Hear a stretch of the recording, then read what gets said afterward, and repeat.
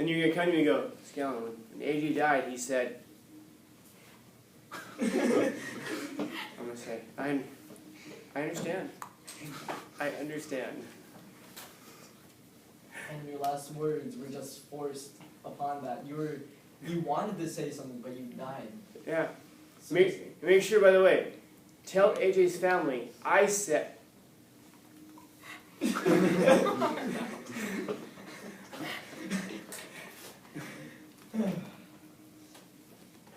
Think about this. Well, if you had to pick your last words, if you had to write them now, what would they be?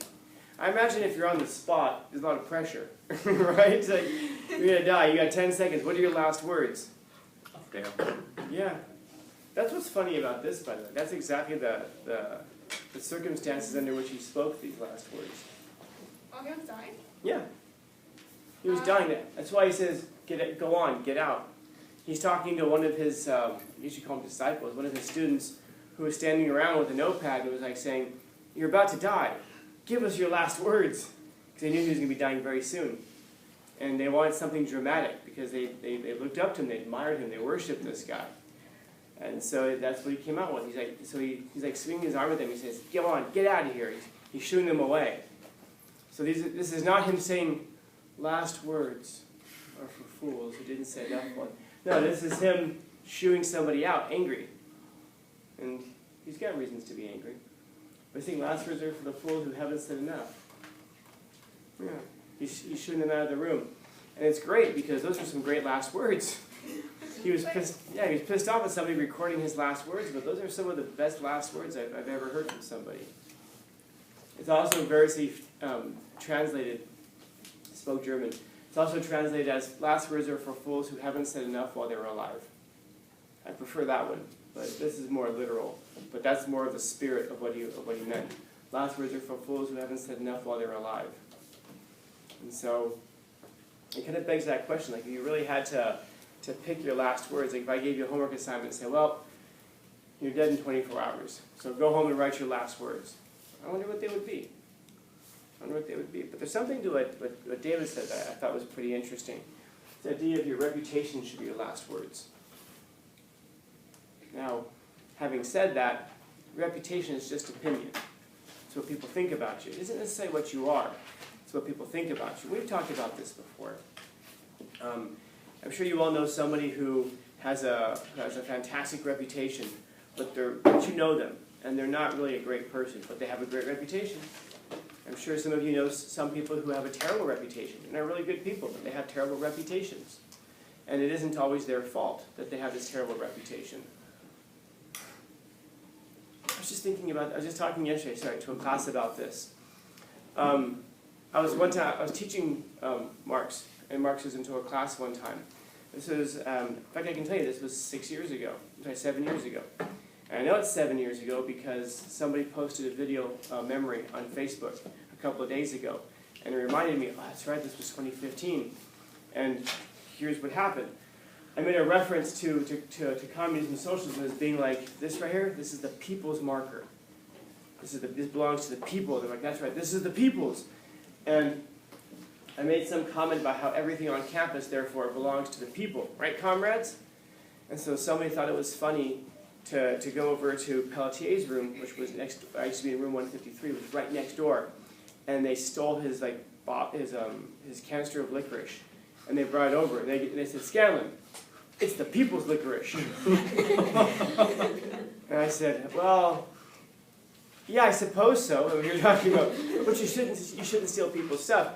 So it snowballed and it spiraled, and essentially that my room didn't close all the way. It wouldn't lock a lot of the time. Even if you shoved it closed, it still wouldn't lock. You pulled on it hard enough, it would just open.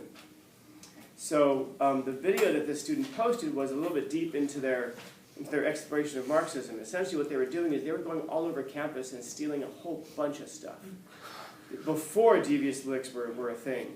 And I'm not just saying like, oh, we stole a stamp. I came in one day to my room, and I just thought, God damn it, I had 3 couches in my room. They went to teachers' classrooms after school and stole couches and brought them in. I had 5 podiums all over the room. And it was just a whole bunch of stuff. I had like, at one point I think I had like 16 staplers. It was just a whole bunch of stuff. And teachers were coming by my room like, have you seen my couch? I'm like, I have nothing to do with this. And they're like, whatever. They'll help you move the couch. Whatever, Scout. And they're pissed off at me. I never stole a single thing. And I kept telling my students, guys, you can't just steal other people's stuff. And they're our stuff. And anyway, I was reminded about this because someone posted a Facebook video a couple of days ago. And it's proof. I never even knew this video existed. Because we weren't friends on Facebook back then, but now we are. And so he's posted his memory of him walking around my room and saying, look, it's the people's licorice, we have the people's couches, and everything, that the whole room is just filled with other teacher stuff. It's like the people's staplers. And you see students coming in, like putting stuff down and going back out to get more. And they're coming and going. And I was like, see? I had nothing to do with that. But what was my reputation? You're a communist. No, it was worse than that. I was corrupting the youth. I was encouraging students to steal things. I never did it. I told them not to. I laughed because it is funny. But that's the thing, man. My reputation, it's just opinion. The students who were doing it, they knew the truth. They knew that it wasn't me encouraging them to do it. But the teachers who were hearing it for years afterwards, anytime something went missing on campus, see if Scanlon has it. Yeah. There was one year where the hall passes were all going missing. I might have had a little something to do with that. But not a lot. I suggested an idea for a senior thing. I thought it was funny. Where you don't just take one of the plastic hall passes, you get a whole bunch of them. And I said, oh, get maybe like 10 of them or so, or I'm sorry, 9 of them, and you make like a big hall pass. And you can glue them all together, crazy glue them together, and you have like one big hall pass. That's funny. I don't know why I thought that was funny. I thought that was funny. So the students were like, that is funny. 9 hall passes. Imagine if we had 90. They went up and they stole 102 hall passes. So when you guys were running around like, oh, I got Scan's hall pass, which one of them came back, it's like, oh, you're so cool, you stole 1 hall pass. My students stole 109 hall passes. And the reason I say I may have had a little something to do with it, allegedly, is because they were storing them in trash bags in my classroom in a cabinet. They would just come in, just open it, what's up, Scan? Next one in there, and they go sit down. And their idea was to make one enormous hall pass. And then they were going to crazy glue it all together, and they're going to deliver it to Gavin. And they're going to paint class of 2016 on the side of it. All I never stole a single hall pass. But every time those hall passes go missing, let's see if Scanlon has them. Yeah. Did they get caught though? Something like that. One of the APs came to me and said, and he's not here anymore, his name is Mr. Gouveia, I can tell you his name. So Gouveia comes to me, and Gouveia talked like this. Gouveia had a reputation for being a really soft touch. If you shot somebody in the head, he'd say, you can't shoot somebody in the head. Okay? So I'm going to have to suspend you in school for one day. Come back tomorrow, but don't shoot anybody else in the head. He was just really, really soft touch. But anyway, he came to me and said that he heard a rumor that these passes were being stolen for some grand scheme, and he heard that these were my students doing it, and he says, do you know anything about this? And I looked him right in the eye, and I said, no. Because I wasn't stealing hall passes, but I'm also not a snitch. And the whole time I'm talking to him, at that time there were like 60-something hall passes sitting in plastic bags in my cabinet. This was in my old room. And we're standing like 20 feet from these things. I'm like, I've never seen those things in my life. And he just kind of goes, I didn't think so. Well, if you hear anything about it, please let them know to hurry up and do whatever they're going to do, because those cost money and we have to get them back. If we don't get them back, we have to order new ones and they're expensive. And I said, okay, if I hear anything, I'll let them know. So I told them, yeah, you guys, just do what you're going to do because they need them back. And they're like, we don't have enough yet, so that just means we have to accelerate the stealing. that wasn't the lesson I was trying to deliver. The lesson was supposed to be, yeah. So they accelerated the stealing. They got to a point of having that many. And then one day I said to them, dude, these things are hot. People know we have them. Okay. People know you have them. Sorry, I used the wrong pronoun there. People know you have them. You need to get rid of these things. And so they're like, okay, we're going to pick them up after school. They're going to pull their cars in front over by the loop over here, and then grab the bags and then take them home and then do their thing. And then bring them in the morning, and then we're going to do it the next morning. And so at that, after school that day, I walked into my room. Hey, Scouts. Hey, what's up, Mike? Did you need something? Or so, no, got it. Opened up the cabinet, grabs the trash bags full of hall passes. And says, thanks for getting these back for us. Yeah, bro. You know me, man. I'm a team player. I got them. Yeah, I got them for you, man. But everyone knows, Scout did a solid. And then the student came in just a few minutes later. I'm like, dude, go away. Just walked in here and took them. And they were all pissed. They're like, so we got to steal them again? I go, no. That's not the lesson to be learned here. And again, I never stole a single hall pass. I never told them to. I told them not to do it. But my reputation is such that, oh man, if there's mischief going on campus, Scouts got something to do with it. Guys, hear me out. I was saying that I'm going to make a little section on my YouTube channel. It's going to be called Okay Guys, Hear Me Out. Give me some of the worst stuff.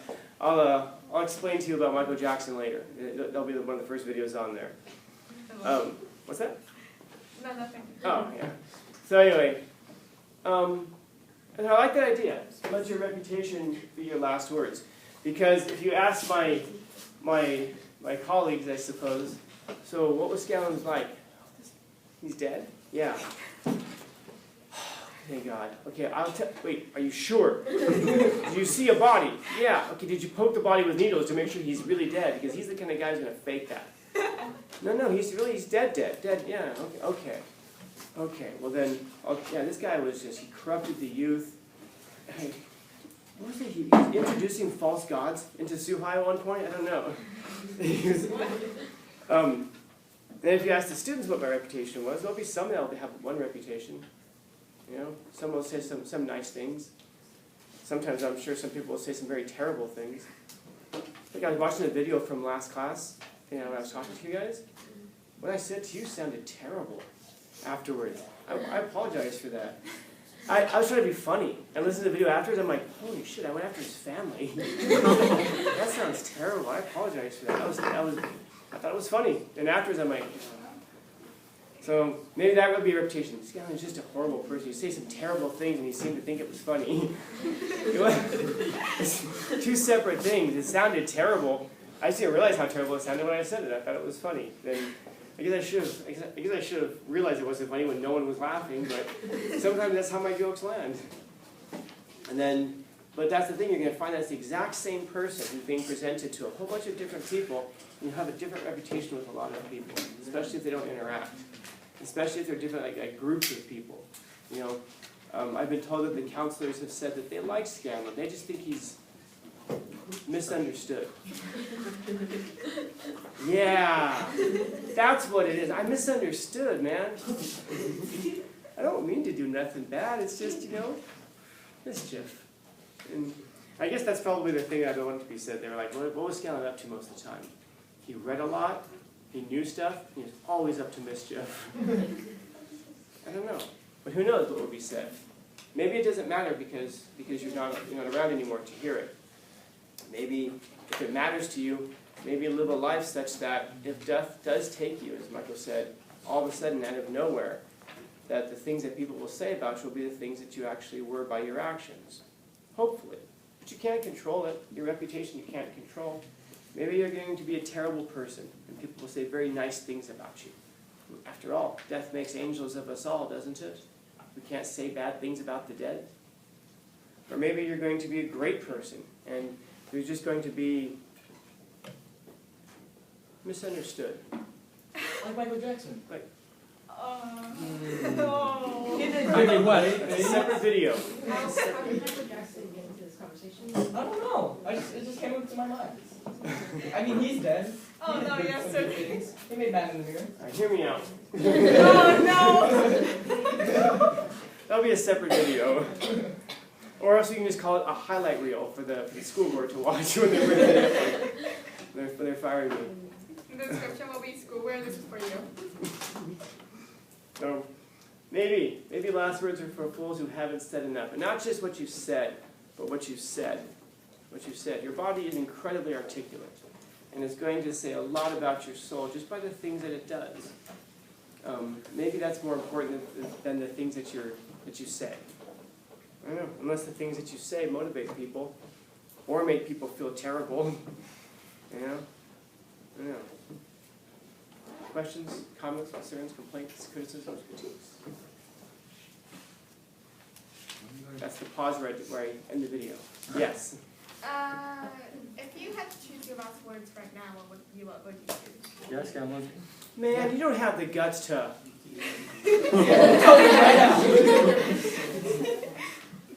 You don't have the guts to have the heart. Then that's where it ends. Yeah. Man, put that away. You don't have the guts to.